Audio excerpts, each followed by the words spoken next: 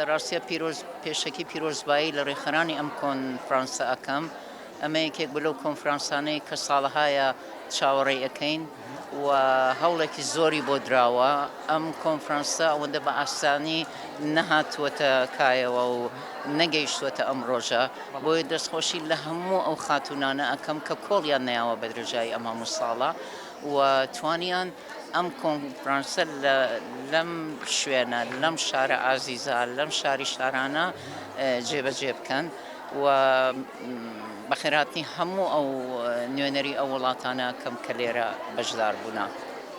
یەکگرتنی ژنان و گرنگیەکی بێحەد و حسابی هەیە.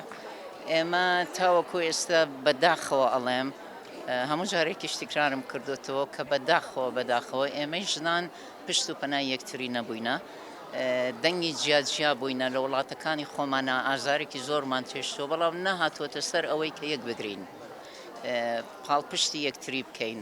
ئەمە هەنگاوێکی زۆر گرنگە و ئەتوانم بڵێم کە ساڵەهای ساڵە هەموو شتێکمان بۆ پیاوە بەڕێزەکان بەجێهێشت بوو بەڵام ڕۆژ بە ڕۆژیش کێشەکان قوڵتر و خراپتر ئەبنەوە.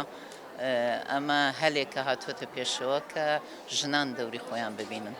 هو المرأة دائما بحاجة إلى قوانين جديدة لتحميها. أكو قوانين بس ما يمشي، يعني ما يستفادون منها.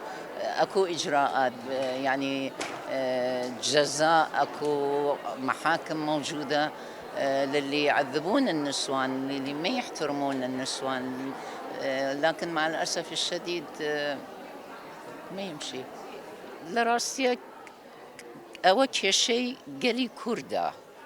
ئەگەر سەیری مێژوو بکەین ئەوەی کە کورد بەدەستیەوە ناڵاونوێتی یەک نەبوونمان بووە، ئێمەی ژنان هەریش نەوێ با ئیسیفادە لەو تەجروبەیە بکەین و ئێمە یەک بین لە هەموو مەجالەکانە، چونکە ئازارەکەمان یەکە، خەفەتەکەمان یەکە، معاناتمان یەکە، هەر چ شتێکیش لە ئەخیرەکەی ئەمێنێتەوە ژنەکەیە کە باجەکەی ئەیات ماڵەکەیەتی مناڵەکانیەتی.